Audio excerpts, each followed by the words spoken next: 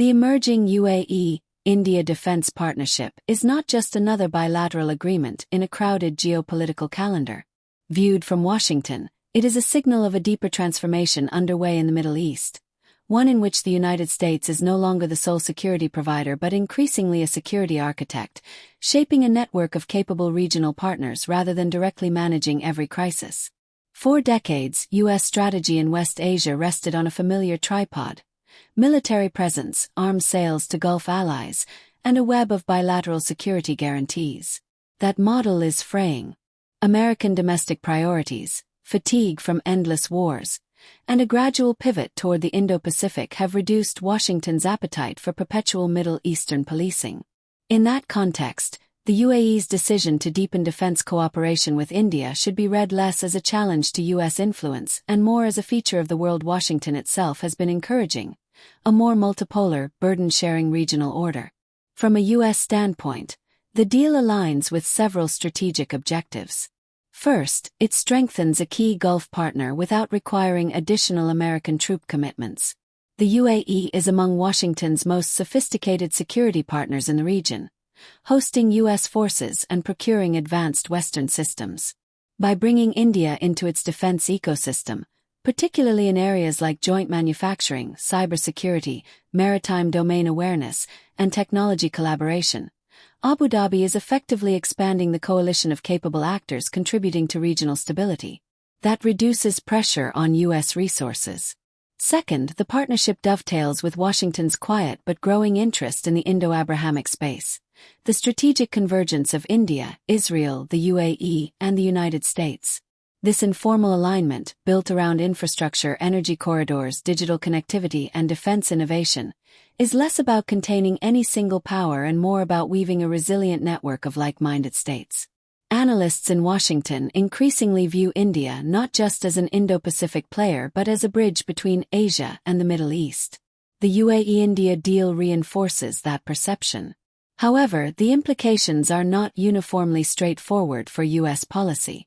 One key question in Washington will be whether deeper India-UAE defense ties complicate America's long-standing role as the primary security guarantor in the Gulf. In reality, most analysts believe the opposite. Diversification of partnerships makes the region more stable, not less. A Gulf that relies on multiple capable partners, the US, India, and even European powers, is less vulnerable to sudden geopolitical shocks or abrupt policy shifts in any single capital. At the same time, U.S. strategists will be watching how this deal interacts with Saudi Arabia's growing security ambitions, including its own defense arrangements with Pakistan. Riyadh's move toward a more formalized military relationship with Islamabad reflects Saudi anxiety about regional threats, U.S. reliability, and the shifting balance of power vis-a-vis Iran.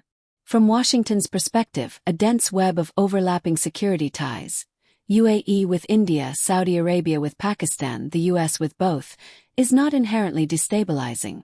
But it does require careful diplomacy to prevent rival blocs from forming within the broader US-aligned camp.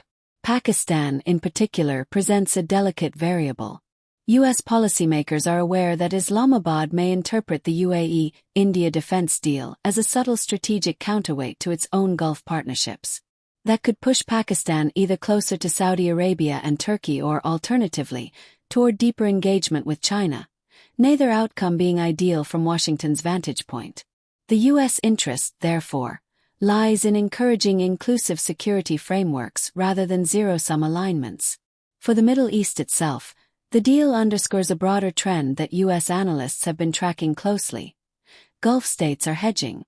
They are maintaining ties with Washington but simultaneously cultivating relationships with rising powers like India and China. This is not a rejection of the U.S. but a rational response to an uncertain global order.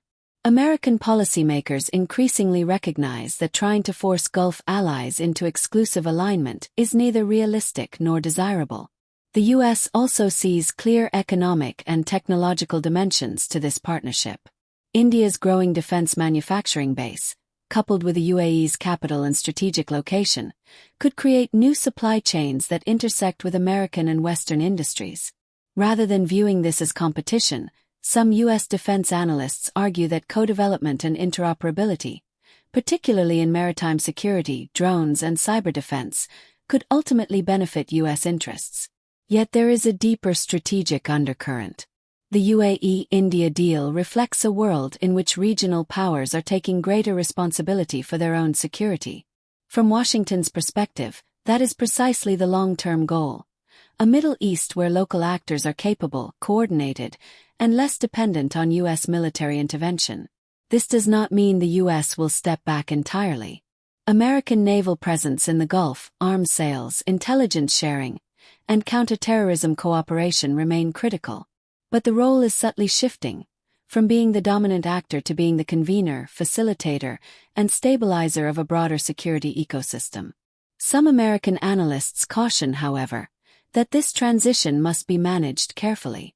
If the U.S. retreats too quickly or fails to align its policies with these new regional partnerships, it risks creating vacuums that other powers, particularly China or Russia, could exploit. The challenge for Washington is to remain deeply engaged while encouraging regional autonomy. Ultimately, the UAE-India defense deal is best understood as part of a larger recalibration in global politics. It reflects India's rise as a security actor beyond South Asia, the UAE's strategic pragmatism, and America's evolving role in West Asia. For U.S. policymakers, the question is not whether to resist this shift but how to shape it. The most effective American strategy will be one that welcomes capable partners, strengthens multilateral cooperation, and ensures that emerging security networks complement, rather than undermine, U.S. interests. If managed wisely, the UAE-India partnership could become a model for the kind of collaborative, distributed security architecture Washington has long claimed to support, one where responsibility is shared, alliances are flexible, and stability is a collective enterprise rather than an American burden alone.